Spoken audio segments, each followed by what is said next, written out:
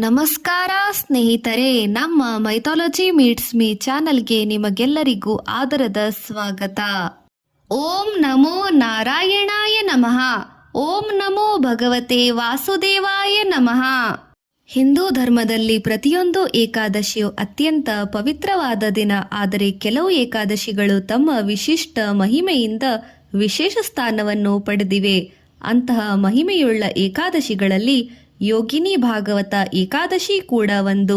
ಈ ವ್ರತವನ್ನು ಆಚರಿಸುವುದರಿಂದ ದೇಹ, ಮನಸ್ಸು ಮತ್ತು ಆತ್ಮ ಶುದ್ಧಿಯಾಗುತ್ತದೆ ಎಂದು ವೈಷ್ಣವ ಪರಂಪರೆ ಹೇಳುತ್ತದೆ. ಈ ವ್ರತವನ್ನು ಆಚರಿಸುವುದರಿಂದ ಧರ್ಮ ಮಾರ್ಗದಲ್ಲಿ ನಡೆಯುವ ದೃಢ ಶಕ್ತಿಯು ದೊರೆಯುತ್ತದೆ ಎಂಬ ನಂಬಿಕೆ ಇದೆ. ಇಂದಿನ ವಿಡಿಯೋದಲ್ಲಿ ನಾವು ಯೋಗಿನಿ ಏಕಾದಶಿಯ ಮಹತ್ವ, ಅದರ ಹಿಂದಿರುವ ಪುರಾಣ ಕಥೆ, ಪೂಜಾ ವಿಧಾನ, ವ್ರತದ ನಿಯಮಗಳು, ಅದರ ಫಲಗಳು ಮತ್ತು ನಮ್ಮ ಜೀವನಕ್ಕೆ ನೀಡುವ ನೈತಿಕ ಸಂದೇಶಗಳನ್ನು ತಿಳಿದುಕೊಳ್ಳೋಣ ಬನ್ನಿ. ಏಕಾದಶಿ ಎಂದರೇನು? ಹಿಂದೂ ಪಂಚಾಂಗದ ಪ್ರಕಾರ ಪ್ರತಿಯೊಂದು ಚಾಂದ್ರ ಮಾಸದಲ್ಲೂ 2 ಏಕಾದಶಿಗಳು ಬರುತ್ತದೆ. ಶುಕ್ಲ ಪಕ್ಷದ ಏಕಾದಶಿ ಮತ್ತು ಕೃಷ್ಣ ಪಕ್ಷದ ಏಕಾದಶಿ. ಏಕಾದಶಿ ಎಂದರೆ ಕೇವಲ ಉಪವಾಸ ಮಾಡುವ ದಿನವಲ್ಲ, ಅದು ಇಂದ್ರಿಯಗಳ ನಿಗ್ರಹ, ಮನಸ್ಸಿನ ಶುದ್ಧೀಕರಣ ಮತ್ತು ಭಗವಂತನ ಸ್ಮರಣೆಯ ದಿನ. ಉಪವಾಸದ ನಿಜವಾದ ಅರ್ಥ ಹಸಿವಿನಿಂದ ಇರುವುದು ಅಲ್ಲ. ಉಪ ಎಂದರೆ ಹತ್ತಿರ, ವಾಸ ಎಂದರೆ ನೆಲೆಸುವುದು, ಅಂದರೆ ಭಗವಂತನ ಸಮೀಪದಲ್ಲಿ ಮನಸ್ಸನ್ನು ನೆಲೆಗೊಳಿಸುವುದು. ಆದ್ದರಿಂದ ಈ ದಿನ ಕೇವಲ ಆಹಾರ ನಿಯಮವಲ್ಲ, ಮನಸ್ಸು, ಮಾತು ಮತ್ತು ಕರ್ಮಗಳಲ್ಲಿಯೂ ಶುದ್ಧತೆ ಅಗತ್ಯ.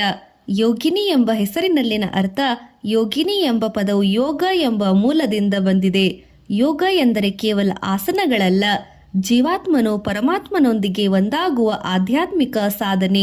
ಈ ಏಕಾದಶಿ ಮನಸ್ಸನ್ನು ಭಗವಂತನ ಕಡೆಗೆ ತಿರುಗಿಸಿ ಪಾಪಗಳಿಂದ ದೂರ ಮಾಡಿ ಧರ್ಮದತ್ತ ನಡೆಯುವ ದಿನವಾಗಿದೆ. ವೇದಗಳ ಸಂದೇಶ. 4 ವೇದಗಳು ನೇರವಾಗಿ ಯೋಗಿನಿ ಏಕಾದಶಿ ಎಂಬ ವ್ರತವನ್ನು ವಿವರಿಸುವುದಿಲ್ಲ, ಆದರೆ ಅವುಗಳ ಉಪವಾಸ, ಯಜ್ಞ, ಸತ್ಯ, ಧರ್ಮ, ದಾನ, ಆತ್ಮ ಸಂಯಮ ಮತ್ತು ದೇವಭಕ್ತಿಯ ಮಹತ್ವವನ್ನು ಬೋಧಿಸುತ್ತವೆ. ವೇದಗಳ ಸಂದೇಶವೇನೆಂದರೆ, ಸತ್ಯವನ್ನು ಆಚರಿಸು, ಧರ್ಮವನ್ನು ಪಾಲಿಸು, ಇಂದ್ರಿಯಗಳನ್ನು ನಿಯಂತ್ರಿಸು, ದೇವರನ್ನು ಭಕ್ತಿಯಿಂದ ಆರಾಧಿಸು, ಜೀವ ಜಗತ್ತಿನ ಮೇಲೆ ದಯೆ ಇರಲಿ. ಯೋಗಿನಿ ಏಕಾದಶಿ ಈ ಎಲ್ಲ ಮೌಲ್ಯಗಳನ್ನು ಜೀವನದಲ್ಲಿ ಅಳವಡಿಸಿಕೊಳ್ಳಲು ಪ್ರೇರೇಪಿಸುವ ಪವಿತ್ರ ದಿನ.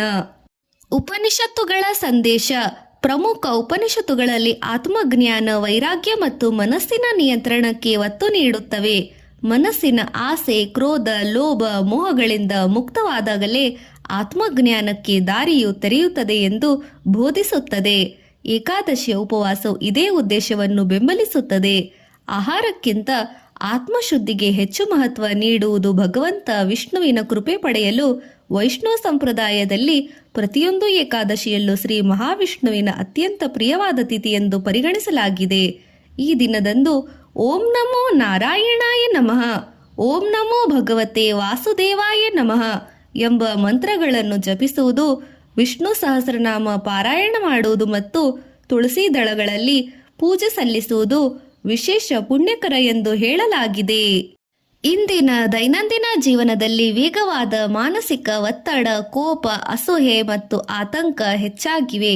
ಯೋಗಿನಿ ಏಕಾದಶಿ ನಮಗೆ ಒಂದು ದಿನವಾದರೂ ನಮ್ಮ ಮನಸ್ಸನ್ನು ಶಾಂತಗೊಳಿಸಿ ದೇವರ ಸ್ಮರಣೆಯಲ್ಲಿ ಕಾಲ ಕಳೆಯಲು, ಒಳ್ಳೆಯ ಚಿಂತನೆಗಳನ್ನು ಬೆಳೆಸಲು ಮತ್ತು ತಪ್ಪು ಅಭ್ಯಾಸಗಳನ್ನು ದೂರವಿರಲು ಪ್ರೇರೇಪಿಸುತ್ತದೆ.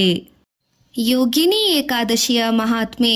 ಹೇಮಮಾಲಿ ಮತ್ತು ವಿಶಾಲಾಕ್ಷಿಯ ಕತೆ. ಏಕಾದಶಿಯಲ್ಲಿ ಯೋಗಿನಿ ಮಹಿಮೆಯನ್ನು ಅತ್ಯಂತ ಪ್ರಸಿದ್ಧವಾಗಿ ವಿವರಿಸುವ ಕತೆ ಪದ್ಮಪುರಾಣದಲ್ಲಿ ಕಂಡುಬರುತ್ತದೆ. ಒಮ್ಮೆ ಹಿಮಾಲಯದ ಸಮೀಪದಲ್ಲಿ ಅಲ್ಕಾಪುರಿ ಎಂಬ ದಿವ್ಯ ನಗರವಿತ್ತು. ಅಲ್ಲಿ ಧನಾಧಿಪತಿಯಾದ ಕುಬೇರನು ಭಗವಂತ ಶಿವನ ಪರಮಭಕ್ತನಾಗಿ ವಾಸಿಸುತ್ತಿದ್ದನು. ಪ್ರತಿದಿನ ಮಾನಸ ಸರೋವರದಿಂದ ಸುಗಂಧಭರಿತವಾದ ಪುಷ್ಪಗಳನ್ನು ತಂದು ಶಿವನಿಗೆ ಅರ್ಪಿಸುವುದು ಅವನ ನಿತ್ಯ ಸೇವೆಯಾಗಿತ್ತು. ಆ ಸೇವೆಯನ್ನು ಮಾಡುವವನ ಹೆಸರು ಹೇಮಮಾಲಿ, ಅವನ ಪತ್ನಿ ಹೆಸರು ವಿಶಾಲಾಕ್ಷಿ. ಇಬ್ಬರು ಪರಸ್ಪರ ಅಪಾರ ಪ್ರೀತಿಯಿಂದ ಬದುಕುತ್ತಿದ್ದರು. ಒಂದು ದಿನ ಹೇಮಮಾಲಿ ತನ್ನ ಪತ್ನಿಯೊಂದಿಗೆ ಕಾಲ ಕಳೆಯುವುದರಲ್ಲಿ ತಲ್ಲೀನನಾಗಿ ಶಿವಪೂಜೆಗಾಗಿ ಹೂವುಗಳನ್ನು ಸಮಯಕ್ಕೆ ತರೆಯಲಿಲ್ಲ. ಹೀಗೆ ಹೇಮಮಾಲಿ ಸಮಯಕ್ಕೆ ಸರಿಯಾಗಿ ಶಿವಪೂಜೆಗಾಗಿ ಹೂವುಗಳನ್ನು ಸಮಯಕ್ಕೆ ತರಲಿಲ್ಲ. ಕುಬೇರನಿಗೆ ವಿಷಯ ತಿಳಿದು ಬಹಳ ಕೋಪವಾಯಿತು. ದೇವಸೇವೆಯನ್ನು ನಿರ್ಲಕ್ಷಿಸಿದವನಿಗೆ ಇಲ್ಲಿ ಸ್ಥಾನವಿಲ್ಲ ಎಂದು ಹೇಳಿ ಅವನಿಗೆ ಭಯಾನಕ ಶಾಪ ನೀಡಿದನು. ಆ ಶಾಪದ ಪರಿಣಾಮವಾಗಿ ಹೇಮಮಾಲಿಗೆ ಕುಷ್ಠರೋಗ ಬಂದು ಅವನು ತನ್ನ ಐಶ್ವರ್ಯವನ್ನು ಗೌರವವನ್ನು ಕಳೆದುಕೊಂಡನು. ಕಾಡುಗಳಲ್ಲಿ ಅಲೆದಾಡುತ್ತಾ ದುಃಖದ ಜೀವನ ನಡೆಸಬೇಕಾಯಿತು. ಅನೇಕ ವರ್ಷಗಳ ಕಾಲ ಅವನು ಮಹರ್ಷಿ ಮಾರ್ಕಂಡೇಯರನ್ನು ಭೇಟಿಯಾದನು. ತನ್ನ ಪಾಪವನ್ನು ಒಪ್ಪಿಕೊಂಡು ಕ್ಷಮೆಯಾಚಿಸಿದನು.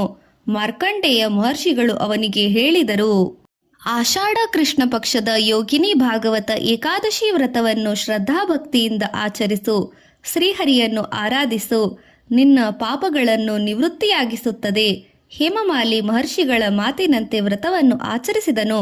ಭಗವಂತ ವಿಷ್ಣುವಿನ ಕೃಪೆಯಿಂದ ಅವನ ಶಾಪ ನಿವಾರಣೆಯಾಯಿತು.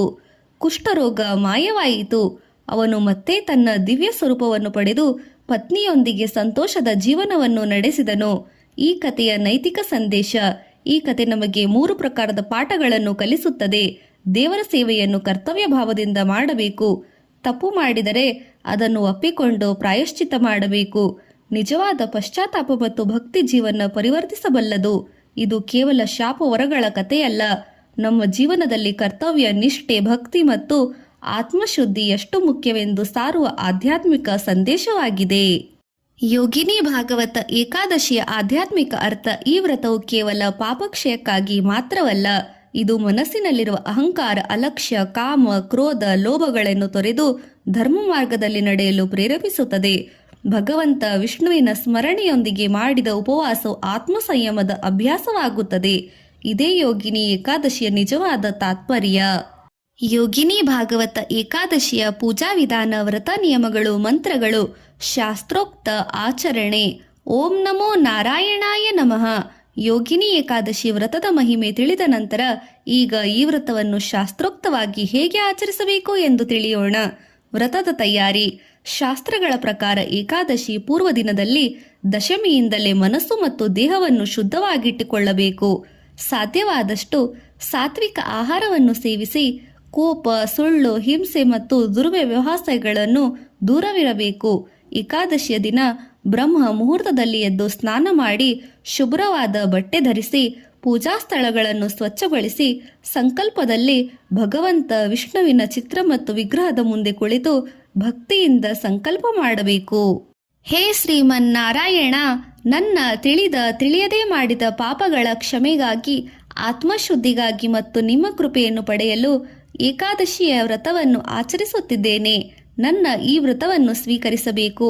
ಪೂಜಾ ವಿಧಾನ. ಶ್ರೀ ಮಹಾವಿಷ್ಣುವಿಗೆ ನೀರಿನಿಂದ ಆಚಮನ ಮತ್ತು ಅಭಿಷೇಕ ಸಾಧ್ಯವಾದರೆ ಮಾಡಬಹುದು. ಚಂದನ, ಅಕ್ಷತೆ, ಹೂವುಗಳು ಮತ್ತು ವಿಶೇಷವಾಗಿ ತುಳಸಿ ದಳ ಅರ್ಪಿಸಬೇಕು. ದೀಪ ಮತ್ತು ಧೂಪವನ್ನು ಹಚ್ಚಬೇಕು. ಹಣ್ಣು ಮತ್ತು ಸಾತ್ವಿಕ ನೈವೇದ್ಯಗಳನ್ನು ಸಮರ್ಪಿಸಬೇಕು. ನಂತರ ಭಕ್ತಿಯಿಂದ ಪ್ರಾರ್ಥನೆಯನ್ನು ಸಲ್ಲಿಸಿ ಜಪ ತಪಗಳನ್ನು ಮಂತ್ರಗಳನ್ನು ಉಚ್ಚರಿಸಿ ಈ ದಿನ ಭಕ್ತಿಯಿಂದ ಮಂತ್ರವನ್ನು ಜಪಿಸಿ ಓಂ ನಮೋ ನಾರಾಯಣಾಯ ನಮಃ, ಓಂ ನಮೋ ಭಗವತೆ ವಾಸುದೇವಾಯ ನಮಃ. ಸಾಧ್ಯವಾದರೆ ವಿಷ್ಣು ಸಹಸ್ರನಾಮ, ಗಜೇಂದ್ರ ಮೋಕ್ಷ ಅಥವಾ ಭಗವದ್ಗೀತೆಯ ಕೆಲವು ಅಧ್ಯಾಯಗಳ ಪಾರಾಯಣವನ್ನು ಮಾಡುವುದು ಅತ್ಯಂತ ಶ್ರೇಯಸ್ಕರ. ಉಪವಾಸದ ನಿಯಮಗಳು. ಎಲ್ಲರ ಆರೋಗ್ಯ ಒಂದೇ ರೀತಿಯಲ್ಲಿರುವುದಿಲ್ಲ. ಆದ್ದರಿಂದ ಉಪವಾಸವನ್ನು ತಮ್ಮ ಆರೋಗ್ಯಕ್ಕೆ ಅನುಗುಣವಾಗಿ ಆಚರಿಸಬಹುದು. ಕೆಲವರು ನಿರ್ಜಲ ಉಪವಾಸ ಮಾಡುತ್ತಾರೆ. ಇನ್ನು ಕೆಲವರು ನೀರು ಮತ್ತು ಹಾಲು ಸೇವಿಸುತ್ತಾರೆ. ಕೆಲವರು ಹಣ್ಣು ಫಲಾಹಾರ ಸೇವಿಸಿ ವ್ರತವನ್ನು ಆಚರಿಸುತ್ತಾರೆ. ಶಾಸ್ತ್ರಗಳ ಪ್ರಕಾರ ಭಕ್ತಿ ಭಾವವೇ ಮುಖ್ಯ. ಆರೋಗ್ಯಕ್ಕೆ ಹಾನಿಯಾಗುವ ರೀತಿಯಲ್ಲಿ ಉಪವಾಸ ಮಾಡುವುದು ಧರ್ಮದ ಉದ್ದೇಶವಲ್ಲ. ಮಾಡಬೇಕಾದ ಕಾರ್ಯಗಳು: ಶ್ರೀಹರಿಯ ನಿರಂತರ ನಾಮಸ್ಮರಣೆ, ಜಪ, ಧ್ಯಾನ, ಭಜನೆ, ಧಾರ್ಮಿಕ ಗ್ರಂಥಗಳ ಪಾರಾಯಣೆ, ಬಡವರಿಗೆ ಅನ್ನ, ಬಟ್ಟೆ ಮತ್ತು ಅಗತ್ಯ ವಸ್ತುಗಳ ದಾನ, ಗೋಸೇವೆ, ತುಳಸಿ ಪೂಜೆ, ಹಿರಿಯರಿಗೆ ಗೌರವ. ಮಾಡಬಾರದ ಕಾರ್ಯಗಳು: ಸುಳ್ಳು ಮಾತನಾಡುವುದು, ಕೋಪ ಮತ್ತು ಜಗಳ, ಹಿಂಸೆ, ಮದ್ಯಪಾನ ಮತ್ತು ಇತರ ದುರ್ವ್ಯಸನಗಳು, ಇತರರನ್ನು ನಿಂದಿಸುವುದು, ಅನ್ಯಾಯದ ಮೂಲಕ ಹಣವನ್ನು ಸಂಪಾದಿಸುವುದು. ಏಕಾದಶಿಯ ದಿನ ದೇಹವಷ್ಟೇ ಅಲ್ಲ, ಮನಸ್ಸಿನ ಉಪವಾಸವು ಅಗತ್ಯ, ಮುಖ್ಯವಾಗಿದೆ.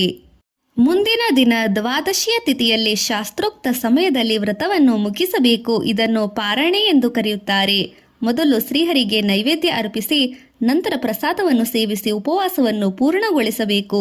ಸಾಧ್ಯವಾದರೆ ಬ್ರಾಹ್ಮಣರಿಗೆ, ಅತಿಥಿಗಳಿಗೆ ಅಥವಾ ಅಗತ್ಯವಿರುವವರಿಗೆ ಅನ್ನದಾನ ಮಾಡುವುದು ಪುಣ್ಯಕರ ಎಂದು ಪರಿಗಣಿಸಲಾಗಿದೆ. ಯೋಗಿನಿ ಏಕಾದಶಿಯ ಸಾರ: ಈ ವ್ರತವನ್ನು ಕೇವಲ ಆಹಾರದ ತ್ಯಾಗವಲ್ಲ, ಇದು ನಮ್ಮ ಆಲೋಚನೆ, ಮಾತು ಮತ್ತು ನಡೆ ನುಡಿಗಳ ಶುದ್ಧಿಗೊಳಿಸುವ ಸಾಧನೆ. ಭಗವಂತನ ಸ್ಮರಣೆ, ದಯೆ, ಕ್ಷಮೆ ಮತ್ತು ಆತ್ಮ ಸಂಯಮದಲ್ಲಿ ಜೀವನವನ್ನು ದೃಢ ರೀತಿಯಲ್ಲಿ ಅಳವಡಿಸಿಕೊಳ್ಳುವ ದಿನವೇ ಏಕಾದಶಿಯ ದಿನ.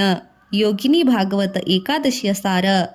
ಈಗ ಯೋಗಿನಿ ಏಕಾದಶಿ ವ್ರತದ ಫಲಗಳು. ಈ ಪವಿತ್ರ ದಿನ ನಮಗೆ ಜೀವನದಲ್ಲಿ ಕಲಿಸುವ ಪಾಠಗಳನ್ನು ತಿಳಿದುಕೊಳ್ಳೋಣ. ಯೋಗಿನಿ ಏಕಾದಶಿಯ ಫಲಶ್ರುತಿ. ವೈಷ್ಣವ ಪರಂಪರೆಯ ಪ್ರಕಾರ ಭಕ್ತಿಯಿಂದ ಯೋಗಿನಿ ಏಕಾದಶಿ ವ್ರತವನ್ನು ಆಚರಿಸುವವರಿಗೆ ಭಗವಂತ ಶ್ರೀ ಮಹಾವಿಷ್ಣುವಿನ ಕೃಪೆ ದೊರೆಯುತ್ತದೆ ಎಂದು ಹೇಳಲಾಗಿದೆ.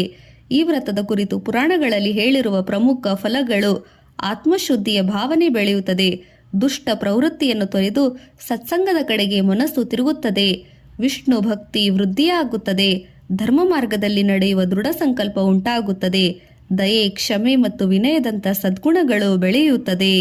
ಗಮನಿಸಬೇಕಾದ ವಿಷಯವೇನೆಂದರೆ, ಶಾಸ್ತ್ರಗಳಲ್ಲಿ ಪಾಪಗಳು ನಾಶವಾಗುತ್ತದೆ ಎಂಬ ಮಾತಿನ ಆಧ್ಯಾತ್ಮಿಕ ಅರ್ಥ ಏನೆಂದರೆ ನಿಜವಾದ ಪಶ್ಚಾತ್ತಾಪ, ಆತ್ಮಪರಿಶೀಲನೆ ಮತ್ತು ಧರ್ಮಮಯ ಜೀವನದ ಮೂಲಕ ಅಂತರಂಗದ ಪರಿವರ್ತನೆ ಎಂಬುದಾಗಿ ಭಗವದ್ಗೀತೆಯ ಸಂದೇಶ.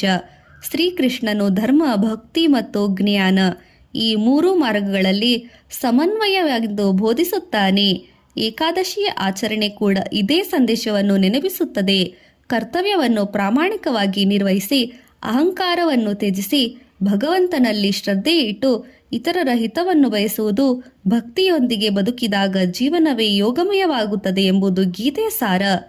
ಹಿಂದೂ ಸಂಸ್ಕೃತಿಯ ಮೇಲೆ ಏಕಾದಶಿಯ ಪ್ರಭಾವ. ನಮ್ಮ ಸಂಸ್ಕೃತಿಯಲ್ಲಿ ಏಕಾದಶಿ ಕೇವಲ ಒಂದು ಧಾರ್ಮಿಕ ಆಚರಣೆ ಮಾತ್ರವಲ್ಲ, ಇದು ಕುಟುಂಬವನ್ನು ಒಗ್ಗೂಡಿಸುವ ದಿನ. ಈ ದಿನ ಮನೆಯಲ್ಲಿ ಭಜನೆಗಳು ನಡೆಯುತ್ತವೆ, ವಿಷ್ಣು ಸಹಸ್ರನಾಮ ಪಾರಾಯಣ ಮಾಡಲಾಗುತ್ತದೆ, ಮಕ್ಕಳಿಗೆ ಧರ್ಮದ ಕಥೆಗಳನ್ನು ಹೇಳಲಾಗುತ್ತದೆ, ದಾನ ಮತ್ತು ಸೇವೆಯ ಮಹತ್ವವನ್ನು ಕಲಿಸಲಾಗುತ್ತದೆ.